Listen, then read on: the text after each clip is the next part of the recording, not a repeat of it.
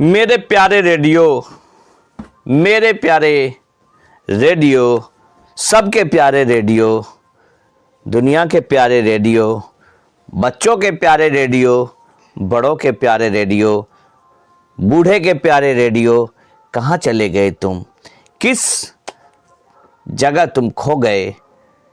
क्या तुम्हें इस मॉडर्न टेक्नोलॉजी ने, इस विजुअल टेक्नोलॉजी ने, इस मोबाइल की टेक्नोलॉजी ने तुम्हारे महत्व को ख़त्म कर दिया? कौन कहता है कि तुम्हारा महत्व ख़त्म होगा? कोई तुम्हारे महत्व को ख़त्म नहीं कर सकता है। तुम्हारे महत्व को ख़त्म करने के लिए जो तुम्हारा महत्व है, तुमने दशकों नहीं बल्कि सदियों राज किया। इस तरह से कह सकते हैं कि तुमने हर एक दिल में राज किया। तुमने बच्चों के दिल में राज किया, तुमने महिलाओं के दिल में राज किया, तुमने बुजुर्गों के दिल में राज किया, तुमने जवानों के दिल में राज किया, तुमने खेतीहर मजदूर किसानों के दिल में राज किया, तुमने टेक्नोलॉजी वाले हर व्यक्तियों के दिल में राज किया, तुमने संसार के हर एक कोने कोने में राज किया। तुम कभी इस तरह से नहीं जा सकते हो, नहीं जा सकते हो, नहीं जा सकते हो। तुमने राज किया, तुमने राज किया, तुमने राज किया और अपना छाप छोड़ा। तुम्हारी कहानी बहुत पुरानी है। तुम्हारी कहानी 1880 में शुरू होती है, जब हेनरिक हर्ट्ज ने डिस्कवर किया था रेडियो वेव का। रेडियो वेव नहीं होती तो तुम्हारा डिस्कवरी नहीं होता, तुम हमारे लिए इतने प्यारे नहीं बन पाते। क्योंकि वेव जो तरंग होती है, तरंग जो हमारी साउंड वाली तरंग होती है, वो कहीं ना कहीं मीडियम पे डिपेंड करती है। माध्यम के थ्रू से जाकर के उसका ट्रांसमिशन होता है, तो एक मीडियम से दूसरे मीडियम में जाती है, तो कहीं ना कहीं उसका झुकाव, मुड़ाव, बेंडिंग, डिस्पर्सन, बिखराव, डाइवर्जन एंड कन्वर्जन होने लगता है। लेकिन जो रेडियो वेव होती है वो इलेक्ट्रोमैग्नेटिक वेव होती है, जिसको मीडियम कुछ नहीं कर पाता है।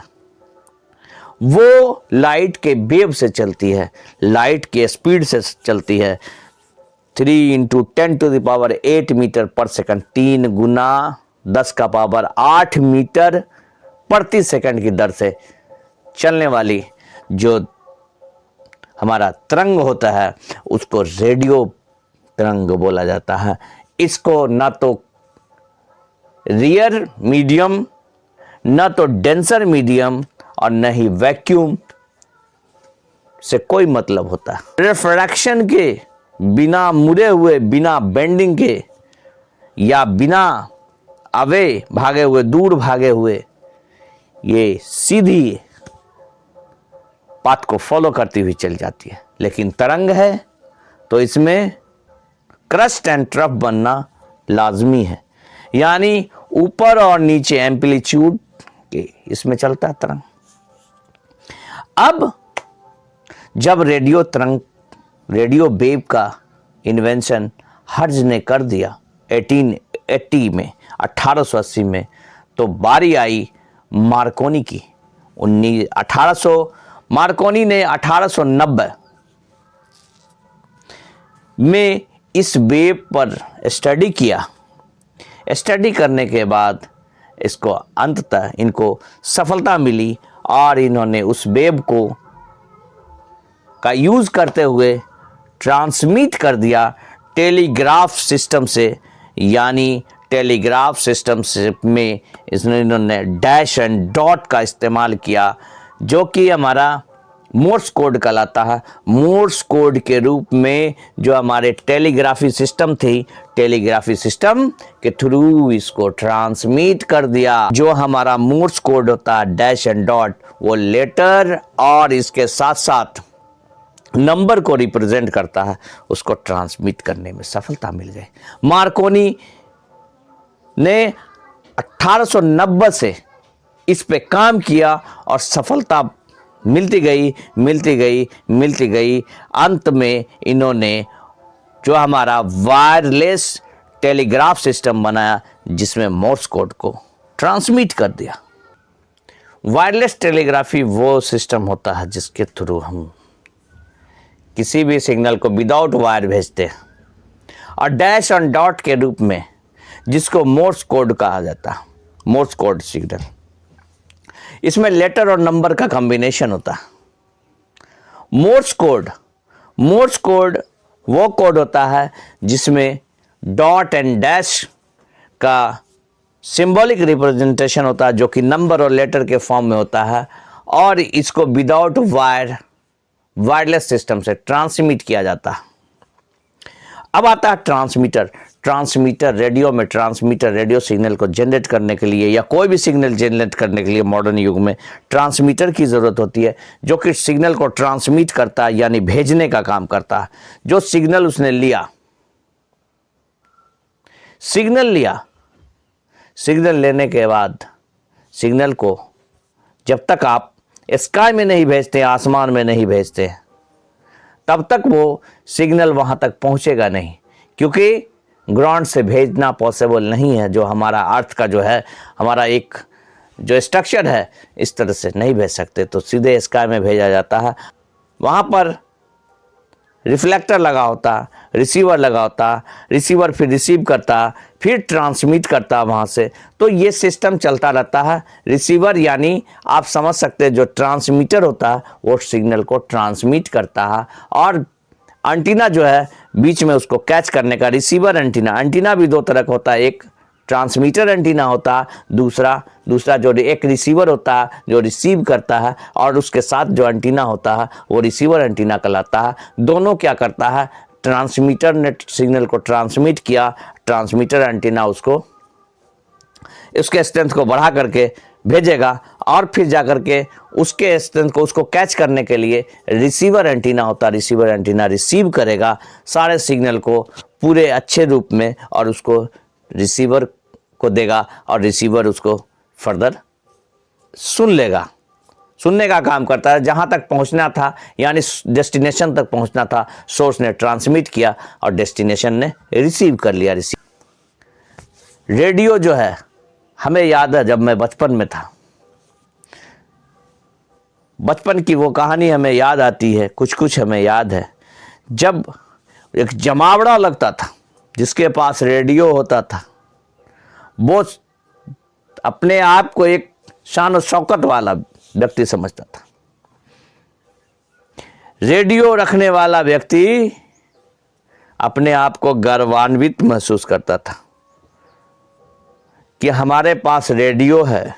उनके पास चाहे मैच की कमेंट्री हो, या समाचार हो, या समसामयिक घटना हो, चर्चा हो, किसानिक चर्चा, वैज्ञानिक चर्चा, रूपरेखा, यानी सारी तरह की, चाहे वो गाना हो किशोर कुमार, मोहम्मद रफ़ी का फेमस, ये सारा सिस्टम अपने हिसाब से, लोगों के हिसाब से, लोगों की उम्र के हिसाब से, लोगों के एरिया ऑफ इंटरेस्ट के हिसाब से रेडियो की इम्पोर्टेंस थी।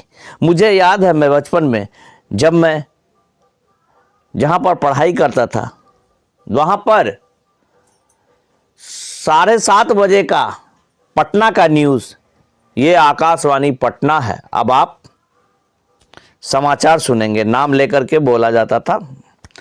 तो वो समाचार सुनने के लिए 7:30 बजे शाम का समाचार, जो आज भी आता है, लेकिन रेडियो का महत्व घटने के साथ साथ उस समाचार का महत्व भी घट गया। मॉडर्न युग, मोबाइल सबके जेब में हो गया, और अब मल्टीमीडिया हो गई, तो लोग ने महत्व कम दिया। लेकिन उस वक्त उस 7:30 बजे, और दूसरा न्यूज़ BBC, उसके बाद BBC लंदन से जो न्यूज़ आता था, मीडियम वेव और शॉर्ट वेव हुआ करता था। मीडियम वेव पे पटना का समाचार, यूपी वाले लखनऊ का समाचार, यूपी समाचार, दिल्ली वाले दिल्ली समाचार, जहाँ के जो स्टेट के होते थे, यानी स्टेट का समाचार आता था, हिंदी में आता था, लोग उसे सुनते थे।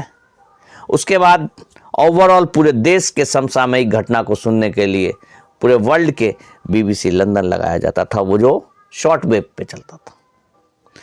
लोगों में इतना ज़्यादा इंटरेस्ट था न्यूज़ सुनने के लिए, खासकर अधवयस उम्र के लोग जो होते थे वो इकट्ठा होते थे।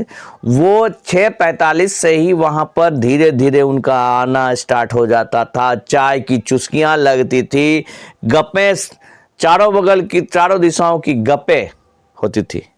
गप बहुत प्यारा प्यारा गप होता था, चर्चा होती थी बहुत सारी चीज़ों पे। और जब 5 मिनट 7:30 बजने के लिए बजता था तो रेडियो को स्टार्ट कर दिया जाता था। उस समय लोक भक्ति गीत आती थी, लोकगीत आती थी। लोग उस समाचार सुनने के इंटरेस्ट में उसको भी सुनना पसंद करते, ताकि एक भी सेकंड के लिए वो वक्त गुजर ना जाए, वो लम्हा छूट ना जाए समाचार का, ये सोचते थे। जैसे समाचार खत्म होता था BBC लंदन लगा दिया जाता था और लोग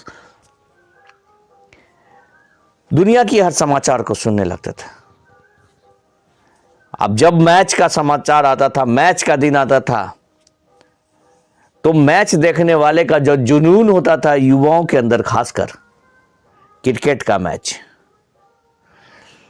100 लोगों का झुंड होता था, बीच में रेडियो बड़ा सा, और चंदा इकट्ठा करके बैटरी जमा होती थी, बैटरी का चंदा होता था, ताकि कहता था कि अगर इस बैटरी को ख़त्म कर देंगे तो बाप माँ की पिटाई लगती थी। युवाओं के बीच चंदा होता था, बैटरी आती थी, बैटरी कनेक्ट करके रेडियो को, फिर उससे कमेंट्री सुना जाता था। क्या वो कमेंट्री थी, आहा हा हा, मज़ेदार कमेंट्री।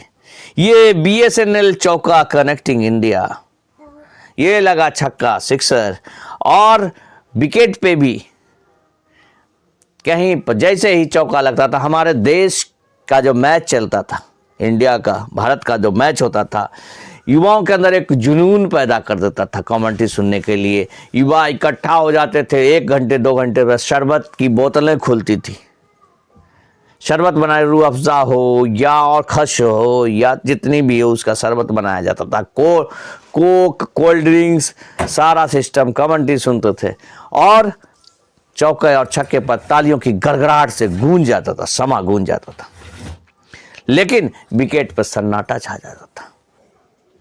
जिन लोगों को फिल्मों में इंटरेस्ट होता था, फिल्मी गाने उन्हें बहुत पसंद पड़ते थे, वो फिल्मी गाने लगा करके मोहम्मद रफ़ी हो, मन्ना डे हो, आशा भोंसले हो, लता मंगेशकर हो, और बहुत सारे, मुकेश, किशोर दा, मुकेश के गाने सुनने पसंद करते थे। तो उनके अंदर एक ऊर्जावान चली चली दे पतंग मेरी चली दे, ये चीज़ था। उस दौर का जो है समा था, उस दौर के जो है जीवन जीने का जो तरीका था, रेडियो ने जो राज किया। किसान